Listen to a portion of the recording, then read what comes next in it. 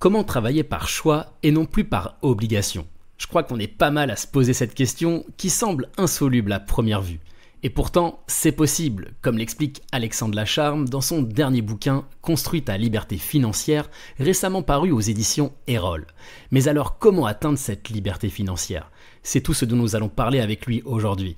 Mais avant d'accueillir Alexandre comme il se doit, jingle. 3, 2, 1. Bienvenue sur Marque Employeur, le podcast qui t'accompagne dans ta vie professionnelle. À travers chaque épisode, tu découvriras plein de conseils pour trouver ta voie et t'épanouir dans ton travail. Je suis Guillaume Couder et je suis très content de te retrouver pour ce nouvel épisode.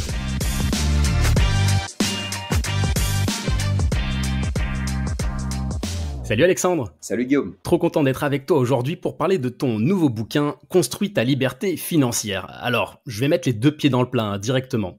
Est-ce que l'argent fait le bonheur? Au risque de te décevoir, non, pas forcément. Si tu es malheureux avant d'avoir de l'argent, tu resteras malheureux. Si tu es heureux, tu resteras heureux. Mais ça t'apporte quand même beaucoup plus de liberté. Et ça peut contribuer au bonheur. Ok. Alors, qu'est-ce qui t'a poussé justement à écrire ce bouquin, qui est passionnant, je dois le dire. Clairement, moi, je l'ai dévoré. Merci. Écoute, il y a plusieurs choses qui m'ont poussé. J'avais fait un premier livre en 2022 sur le parking. Justement, un des investissements qui m'a permis d'être le plus libre possible. Et après, j'ai aussi beaucoup vu de contenu sur les finances perso qui ne me parlait pas beaucoup sur Internet. Parce que c'était très ego trip, uniquement dans le chiffre, la performance, etc. Et je ne me retrouvais pas là-dedans. Et pas mal de gens ne se retrouvaient pas là-dedans. Et je me suis dit, je vais essayer d'écrire un livre humain, un livre qui va un peu déconstruire, tu vois, la partie un peu psychologique sur le rapport à l'argent et qui va aussi parler, par exemple, de la création de contenu. Parce que la création de contenu, c'est un revenu side business. C'est quelque chose que tu peux faire à côté de ton job. Et en réalité, tu vois, lorsque je voyais un peu l'offre qui existait, pas seulement dans le livre, mais surtout aussi sur la création de contenu, c'était très orienté expert, un peu CGP, tu vois, un peu vraiment expert métier et plutôt réservé à des gens assez instruits et diplômés. Et moi, je veux faire quelque chose pour tous. Ouais, c'est ça. Ton bouquin, en fait, je le trouve particulièrement accessible. Il s'adresse aussi bien aux néophytes, aux personnes qui découvrent le sujet, qu'aux personnes qui ont un peu plus d'expertise. Typiquement, moi, je me reconnais dans cette catégorie puisque j'ai déjà commencé à investir dans certains produits. Donc, c'est en ça que je trouve qu'il est rassurant, en fait, ce bouquin, je trouve. Là où, à l'inverse, sur Instagram, sur TikTok, tu trouves souvent des contenus qui peuvent être un peu presque culpabilisants.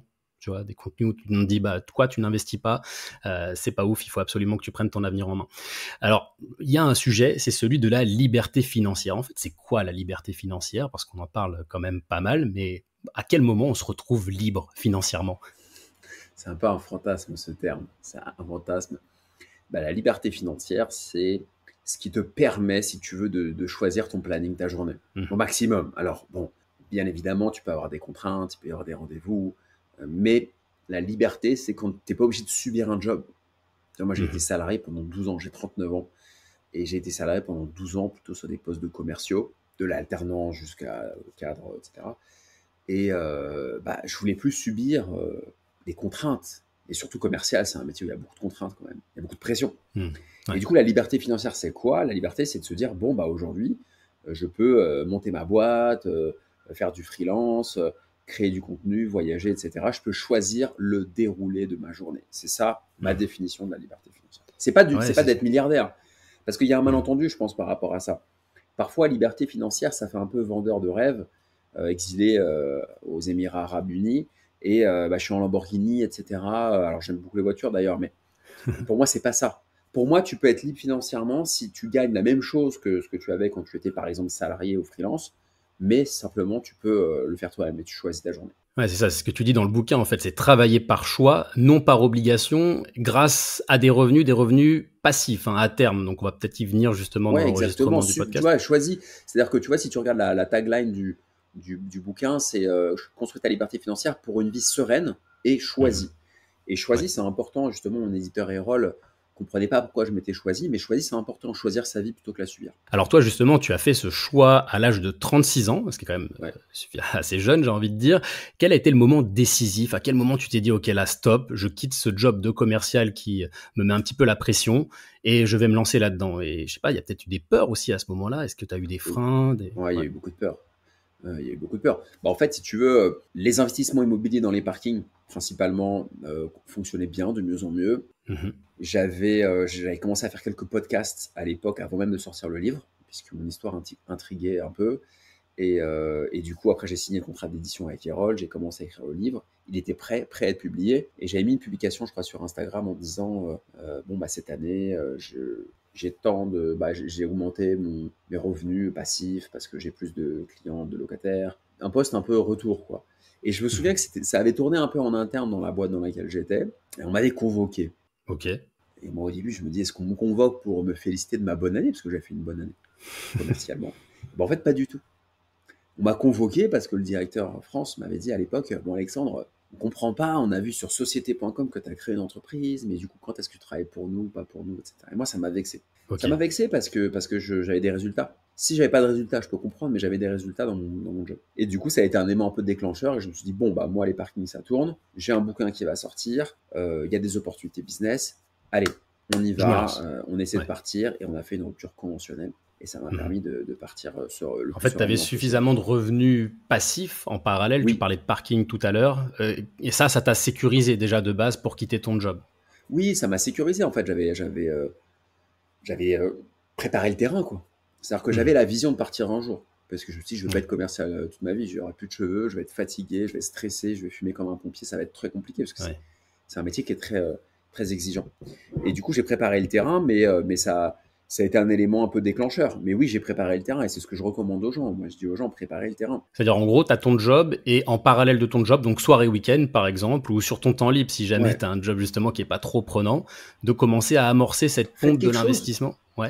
En fait, même la création. Tu vois, par exemple, là, on est en train de créer du contenu, mais moi, j'encourage les gens à créer du contenu, faites de la musique.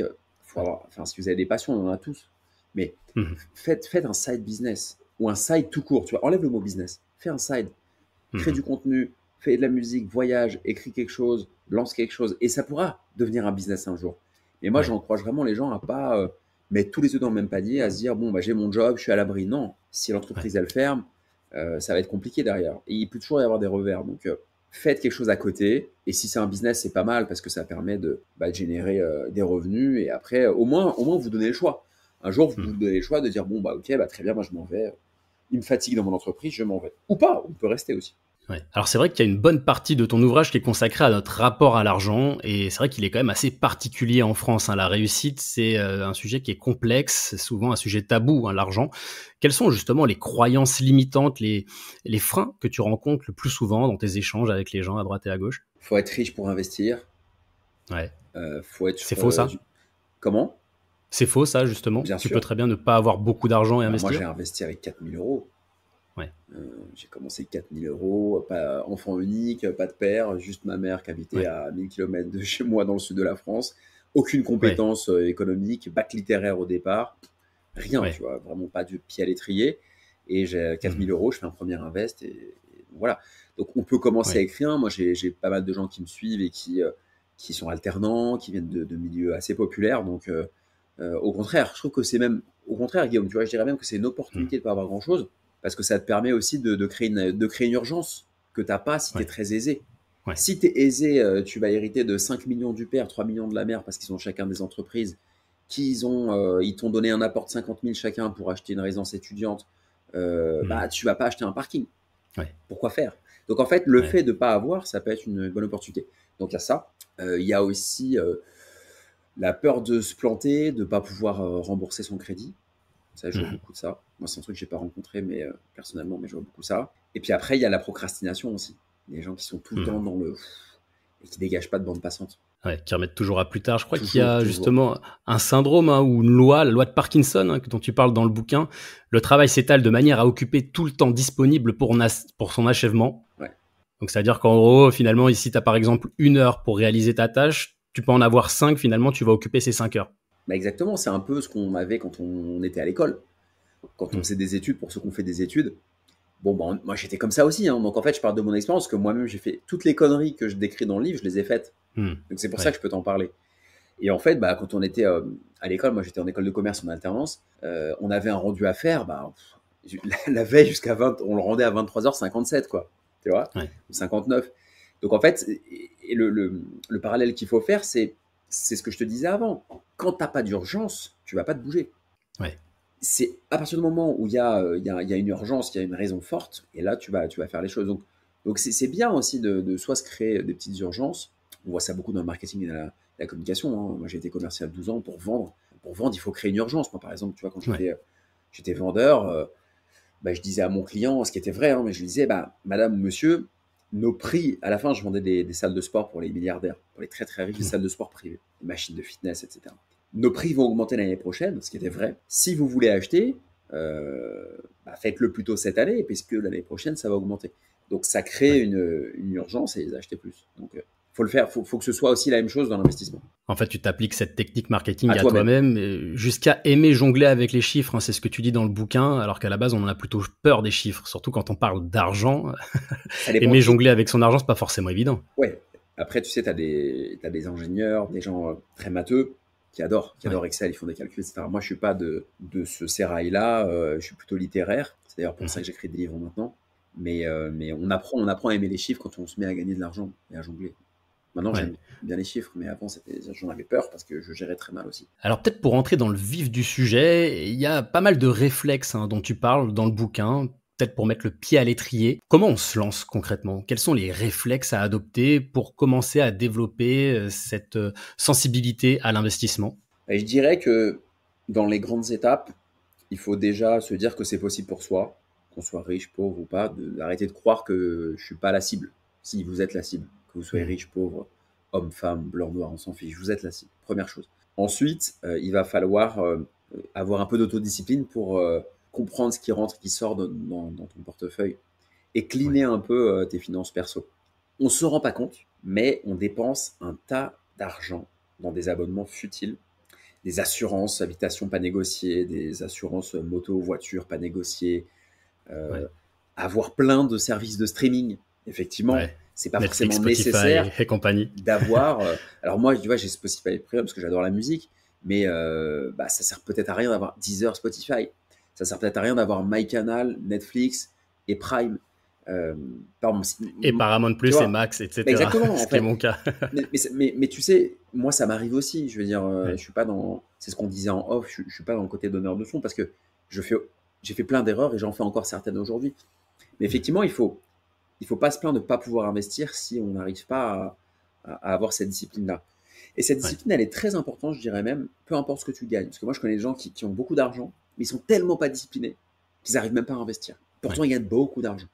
Ouais, en fait, ce que tu disais justement dans le bouquin, je trouvais ça hyper intéressant, c'est le fait de davantage se concentrer sur ce qu'on dépense que sur ce qu'on gagne en réalité, dans un premier temps. Tu parlais donc des abonnements de streaming en effet, mais tu parlais aussi de la cigarette, je trouvais ça assez évocateur. Par exemple, sur un paquet de clopes qui coûte 13 €, tu consommes donc un paquet de clopes tous les 2 jours, par exemple.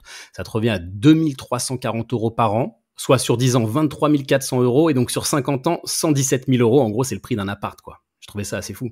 Alors, c'est pas pour stigmatiser ceux qui fument, hein. Chacun est libre de faire ce qu'il veut, bien évidemment, mais c'est un exemple. C'est un exemple. Et c'est vrai que en fait, les gens font plein d'erreurs parce ils sont dans le quotidien. Ils sont restés bloqués dans le quotidien, ils n'ont pas une vision avec un peu de recul. Et du coup, tu dépenses. C'est comme le café au Starbucks qui coûte 5 € que tu fais tous les 3 jours par habitude.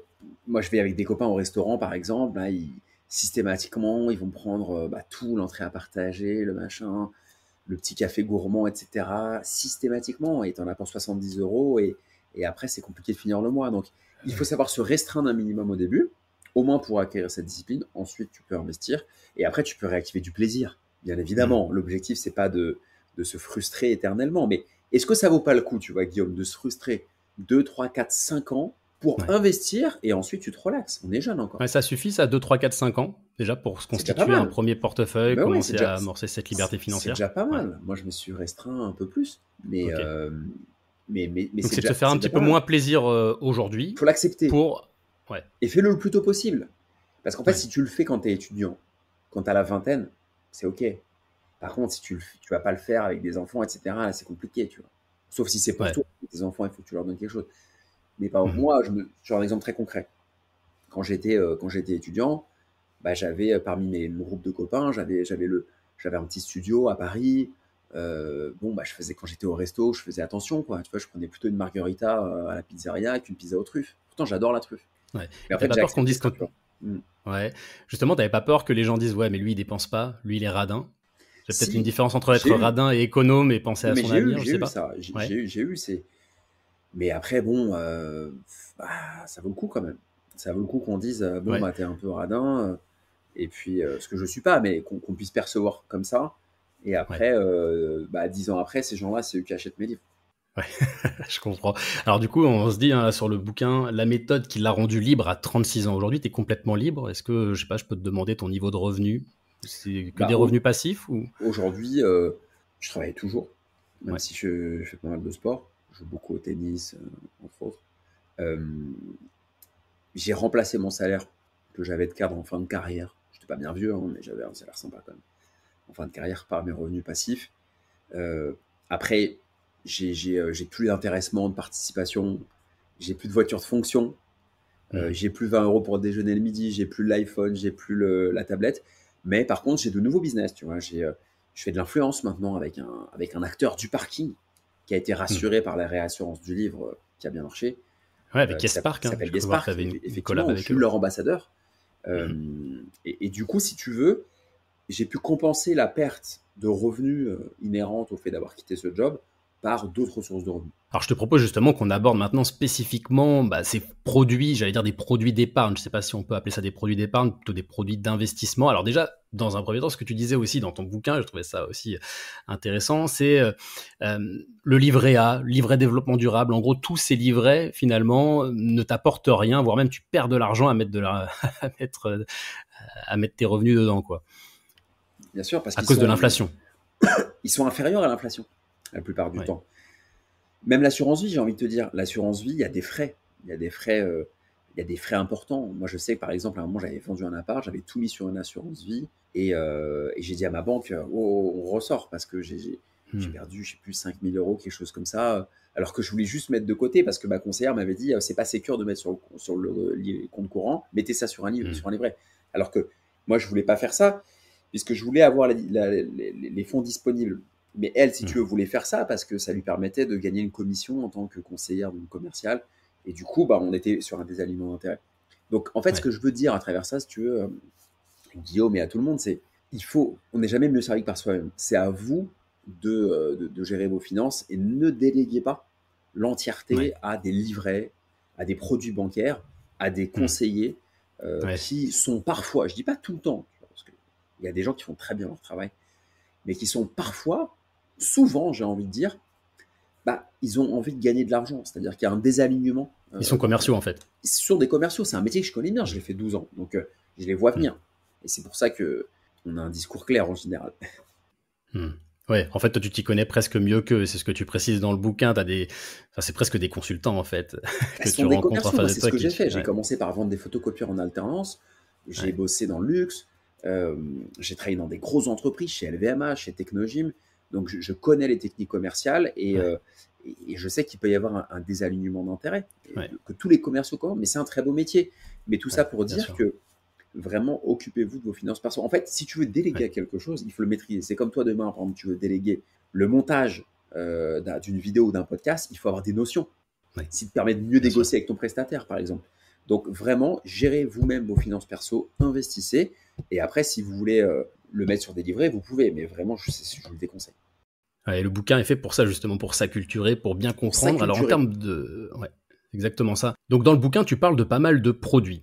Le premier produit dont tu parles, ce sont les parkings. Ça, c'est d'ailleurs le produit dont tu as parlé en premier. Hein. Tu en parlais un petit peu tout à l'heure. Et c'est d'ailleurs, je crois, le premier bouquin que tu as écrit, un bouquin autour des C'est un parkings. best-seller hein, chez Ouais, Roll, Investir dans les parkings, qui est sorti en 2022. ouais. Et pourquoi justement les parkings? D'ailleurs, il y a même un truc que, je trouve que j'ai lu dans le bouquin, je trouvais ça intéressant, d'acheter par exemple une place de parking qui est pensée pour les voitures et tu la scindes en deux pour Hmm. l'ouvrir aux deux roues. Bah, Donc c'est vraiment j'ai de pousser à popularisé fond ça. l'investissement. J'ai Ouais. popularisé ça Mhm. depuis 2013. C'est-à-dire qu'il y avait une ou deux personnes que j'avais vu le faire, mais à la marge, une fois ou deux, et moi je l'ai popularisé. J'en ai surtout beaucoup parlé, en fait. J'ai Ouais. évangélisé le sujet. C'est très simple, c'est une question de proportion. Tu achètes un parking, tu loues 100 euros à une voiture, ce que je dis toujours, tu le divises en 4, 200 euros à 4 motos. Mhm. Pas Ouais. besoin C'est de. bon.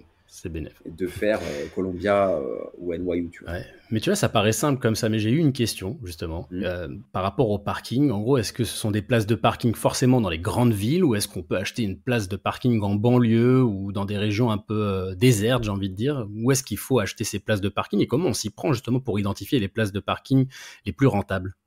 Bah écoute, c'est très simple, tu peux acheter partout. Il faut bien faire attention à la demande. C'est-à-dire que si tu veux faire de la place moto, comme j'ai fait moto-scooter, si tu achètes en race campagne, où on peut se garer dans le jardin, bah, tu n'auras pas de demande. Hmm, En fait, c'est logique. oui, c'est logique, mais il y a plein de gens pour qui c'est pas logique. Moi, il y a plein de gens qui m'ont dit, ah, j'habite dans tel patelin, j'ai pas de demande sur mon annonce sur Le Bon Coin, ou Se Loger, parce qu'en fait, bah, entre guillemets, t'as pas fait ton étude de marché. Tu vois ce que je veux dire?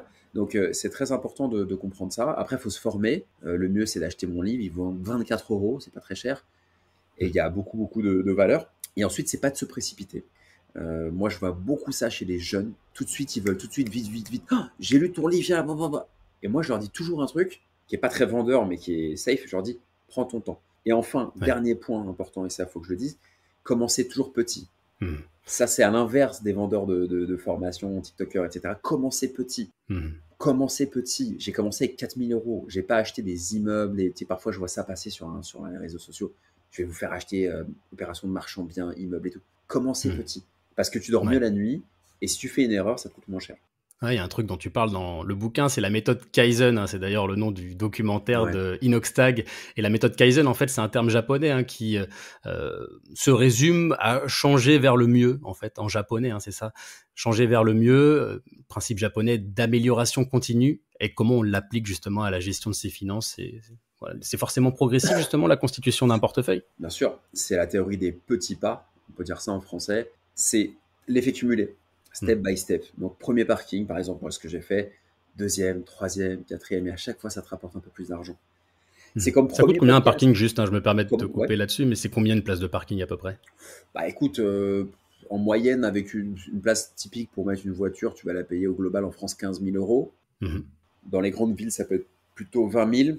Et après, si c'est une place moto, tu peux en avoir à moins de 10 000, entre 5 et 10 000. En Oui, général, sachant que tu c'est une sors place. pas tout ça comme ça en cash, hein, comme dans Non, les tu fais un films. crédit. C'est la banque te prête de l'argent. Quoi. Tu vas, moi, j'ai acheté à crédit la plupart, bien évidemment.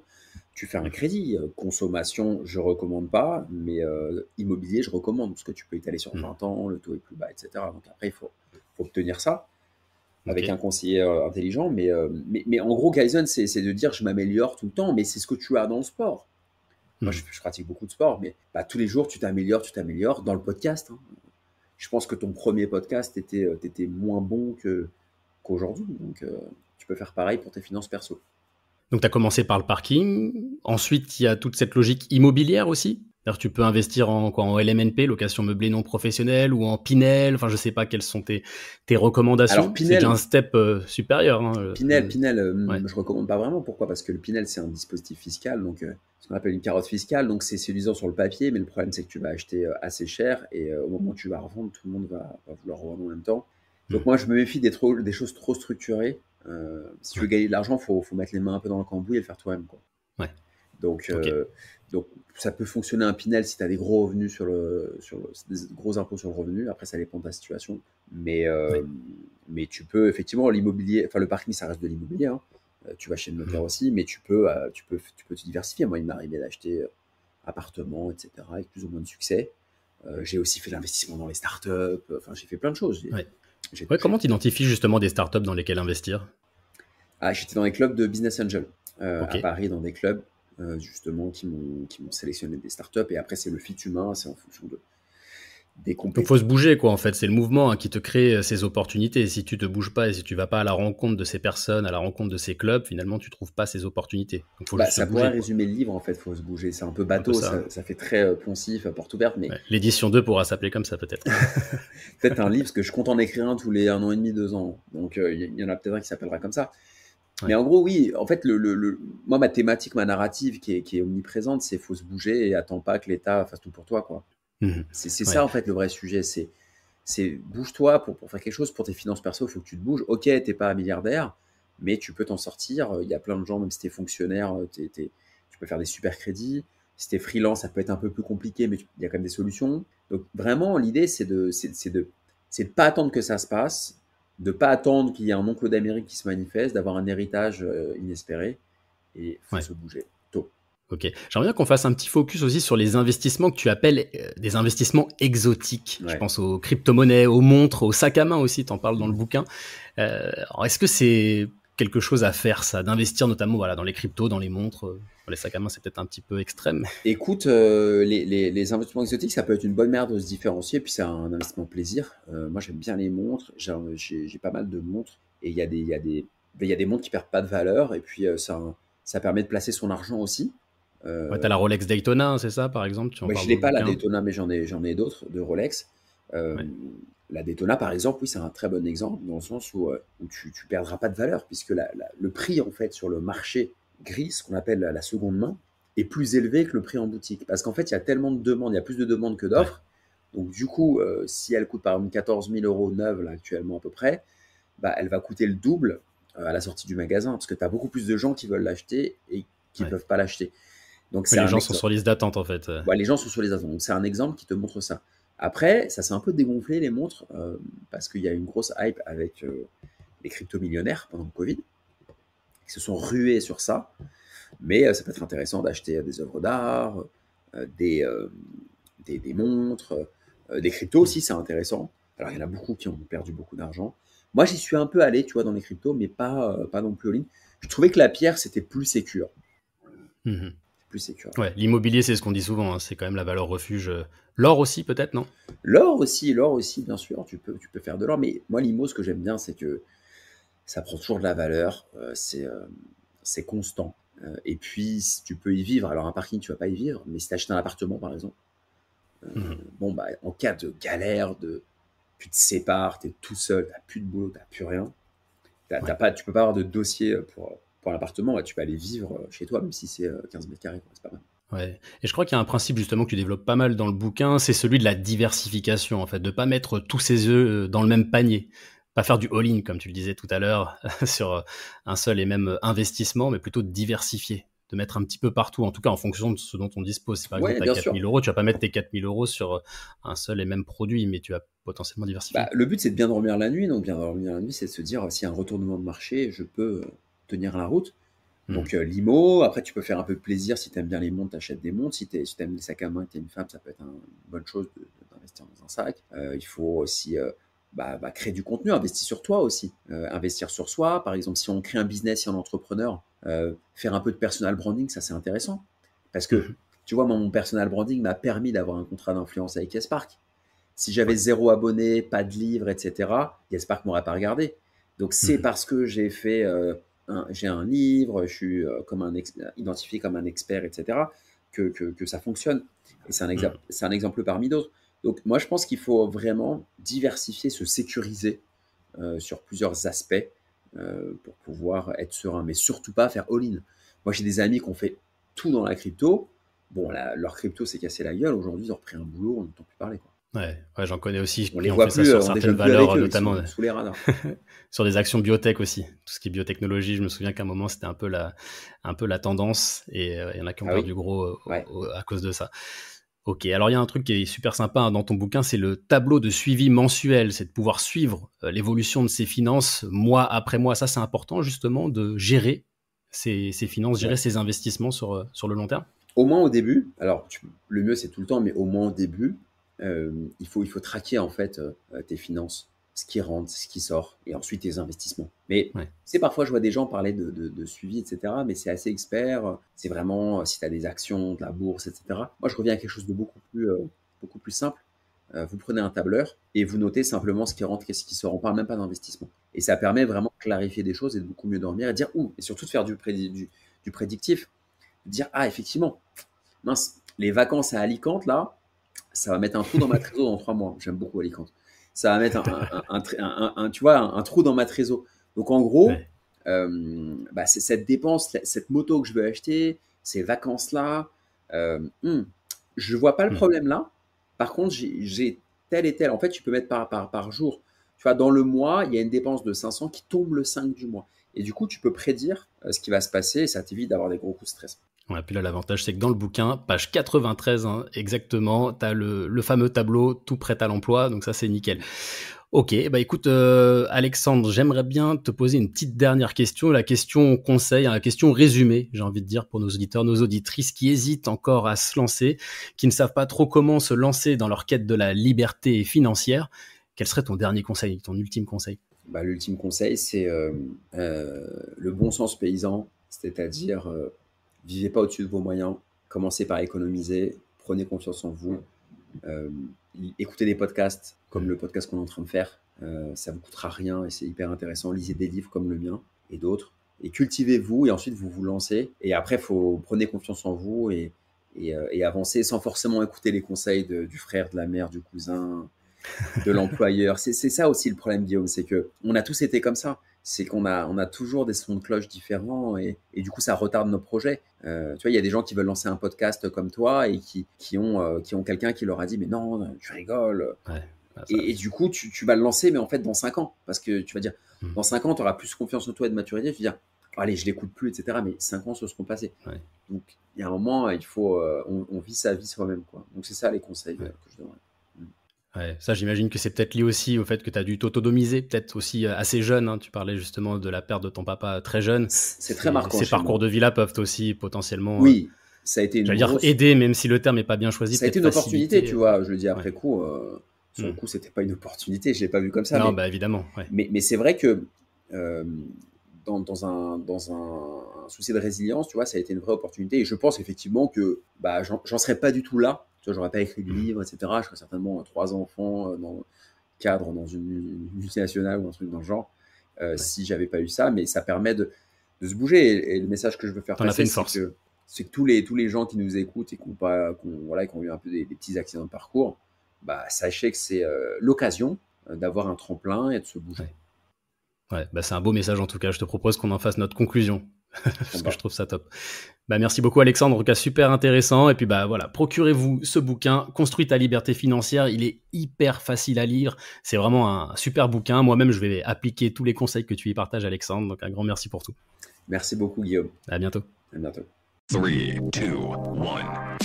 1. Marque employeur, c'est fini pour aujourd'hui. Merci d'avoir écouté cet épisode, j'espère évidemment qu'il t'a plu. Si tel est le cas, n'hésite pas à t'abonner pour ne pas louper le prochain. À bientôt.